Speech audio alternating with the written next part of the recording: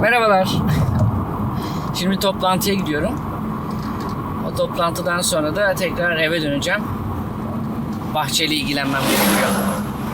Bundan yıllar evvel Japon bir araştırmacı yazar, yanlış bilmiyorsam, çok araştırmadım ama, Masaru Emoto aynı kaynaktan topladığı suları şişeleyip üzerlerine etiketler yapıştırdı. Her bir etiketin üzerinde de seni seviyorum, teşekkür ederim, aşk gibi pozitif kelimeler yazdı. Bir kısmına da negatifler yazdı. Çok çirkinsin, senden nefret ediyorum vesaire gibi. Emoto daha sonra bu işte bir süre beklettiği suları mikroskop altında fotoğrafladı ve şunu gördüğünü iddia etti. Güzel sözler söylenen, güzel duygulara maruz bırakılan su kristalleri daha keskin, daha berrak, daha böyle şık duruyorlardı. Buna karşın negatif sözlere ve duygulara maruz bırakılan su kristalleri son derece solgun, flu ve böyle hastalıklı gibi gözüküyorlardı ve bunu yayınladı. Yayınlamasıyla birlikte de çok ilgi gördü aslında.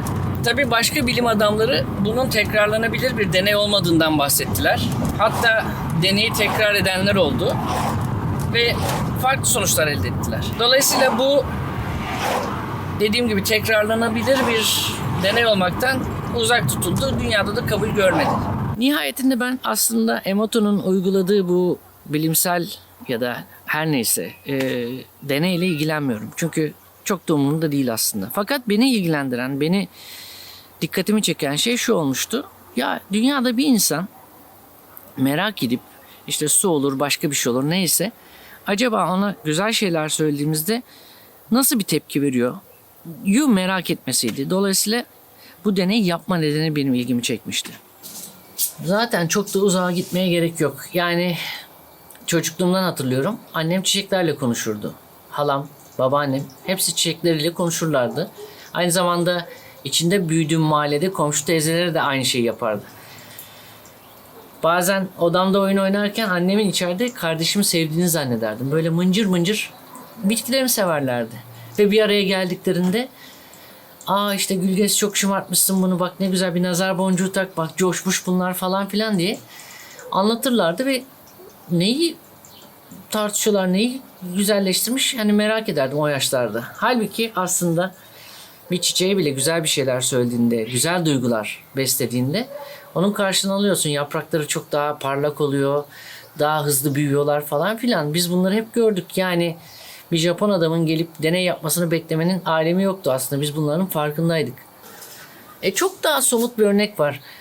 Rotasız seyahat tanıyor musunuz bilmiyorum ama birçoğunuzun bildiğinde tahmin ediyorum aslında, Mehmet Genç.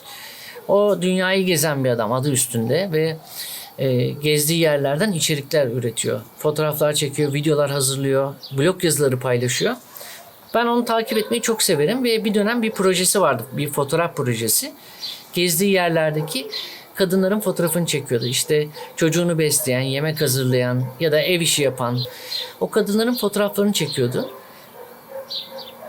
İlk deklanşöre bastığında aslında hiçbir şey söylemiyordu. Sadece karşısına geçip deklanşöre basıyordu. Fakat ikinci sefer diyordu ki ne kadar güzelsiniz. Ve bu cümleyi duyduğunda aldığı tepkiyi de fotoğraflıyordu ikincisinde. O kadının mahcubiyeti, gülüşü, utanması.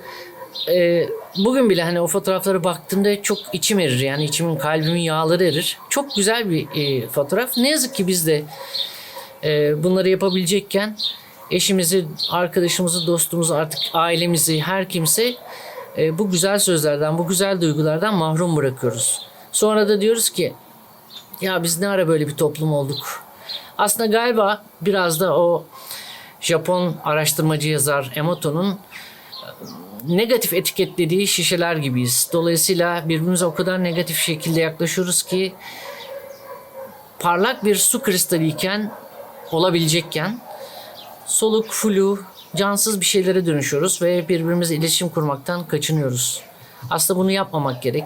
Kaldı ki madem örneklerden gidiyoruz, bizim dilimizde de atasözlerimiz var, güzel deyişlerimiz var. Mesela tatlı söz yılanı deliğinden çıkarır gibi ya da bakarsan bağ, bakmazsan dağ olur gibi.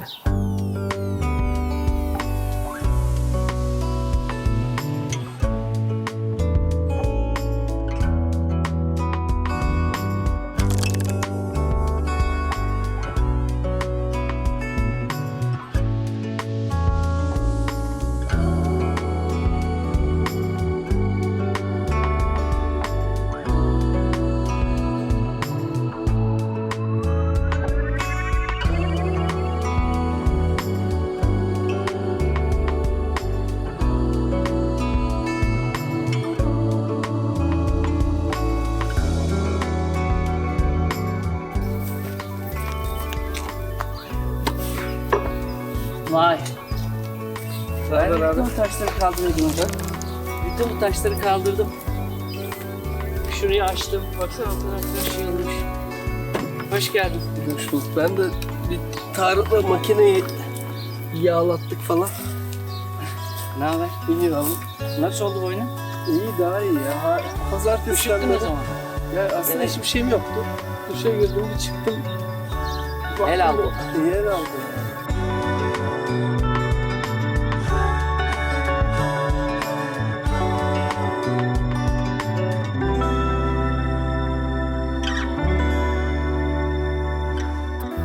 Birkaç videodur bu bahçenin de toprağın da ilgiye ihtiyacı olduğundan bahsetmiştim. İlk taşındığımızda böyle bir alanımız olduğu için kendimizi çok şanslı hissetmiştik. Zira böyle yeni bir yere taşınmanın, bir Ege kasabasına taşınmanın romantik bir mührü olacaktı domates biberini yetiştirmek. Ama tabii böyle bir alan insan gücü, kol gücü, kas gücü gerektiriyor. O yüzden ben böyle küçücük bir alanı, 3'e 3'lük bir havuzu domates biberle doldurmuştum. Çok mutluluk vericiydi. Oradan kendi dalından bir şey koparmak çok zevkliydi ama böyle bir alanı donatmak hiç aklıma gelmemişti. Sonra enişteler buraya gelince, ki enişte ev sahibim, o burada çalışmayı çok seviyor. Hani evden kalkıyordu akşamüstü, hava güneş işte bu saatlerde yattığında gelirdi böyle yazın. Burada çalışmaya devam ederdi. Bu bahçede gördüğünüz bütün ağaçları enişte ekti. İşte arıkları o açtı. Ya o kadar çok çalıştı ki hakikaten böyle aslında en baştan beri hayalini kurduğum şeyi gerçekleştirdi. Bu benim hayalim miydi, onun hayali miydi bilmiyorum ama ikimiz de burada çok çalıştık. Çünkü onun gelmesiyle birlikte ben de başka bir motivasyonla çalışmaya başladım. O geldiği an bütün işi gücü bırakıp hemen bahçeye çıkıyordum. Onunla birlikte burayı çapalıyorduk, ediyorduk. Şeyi hatırlıyorum, yani burası aşağı yukarı 2 saat, 3 saatte falan çapalandı en son. Enişteyle böyle bir hafta 10 gün uğraştığımızı hatırlıyorum. Elimizde çapalar, toprağı çapalaya ki bu alan böyle sitenin inşaatından kalan, hatta belki de molozların bir şekilde serildiği, toprağın üzerine atıldığı falan bir alandı. Çok taş çıkardık. Toprakta tabii besinsiz kalmış, şey kalmış. Çok fazla bir şey yetiştiremedik. Hani elbette domates biberimizi yedik ama bazı ürünlerde hayal kırıklığına uğradık doğrusu. Fakat zaman içerisinde, ki biz bu toprağa hiç gübre falan bile atmamıştık, ekile biçile, oynana bu toprak da galiba verimli hale geldi. Ona ilgi gösterdiğin zaman o da sana bir şekilde cevap veriyor aslında.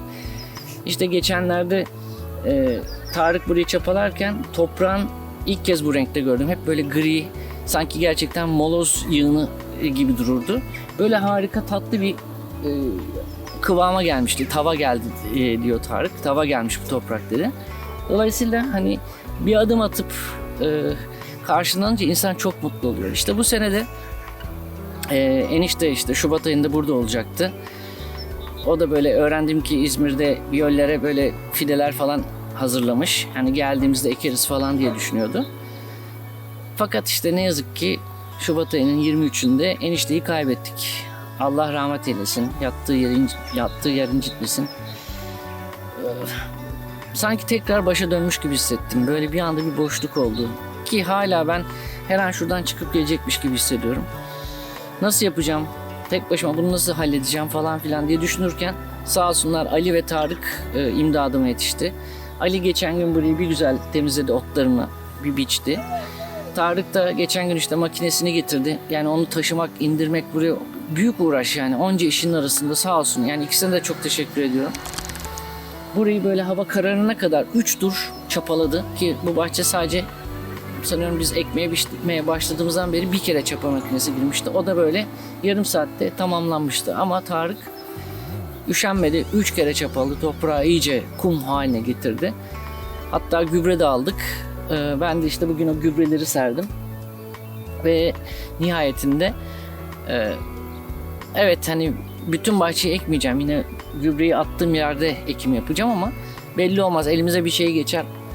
Diğer tarafa da dikeriz. Hiç belli olmaz. Yani hem eniştenin ruhunu da yad etmiş olacağız burada. Çünkü hani o gitti burası kaldı olmasın. Bir görev olarak da görüyorum bunu. Hem şu oturduğum yerde biz akşamüstü enişteyle oturup rakımızı içerdik. Dinlenirdik böyle bütün gün çalıştıktan sonra. Yine aynı şekilde aynı sistem devam edecek. Bu ağacın altına da biz genelde incirin altında buluşalım derdik. Artık eniştenin yeri falan diyeceğim galiba. Geldik mi başladığımız yere? Videonun başına döndük ama aslında videonun sonundayız artık. Ben de hazır evden çıkmışken dedim ki gideyim birkaç işte kök domates alayım, biber alayım falan filan. O bahçeye ilgi göstermeye devam edelim. Tıpkı birbirimize göstermemiz gerektiği gibi. Ben de bu vesileyle buradan hepinizi çok sevdiğimi söylemek istiyorum. Sevdiklerinizi, ailenizi, eşinizi, sevgilinizi, akrabanı, kardeşlerinizi, hani kim varsa hayatınızda gerçekten güzel şeyleri onlardan mahrum etmeyin. Bir sonraki videoya kadar lütfen kendinize çok iyi bakın. Saatte kalın, hoşça kalın.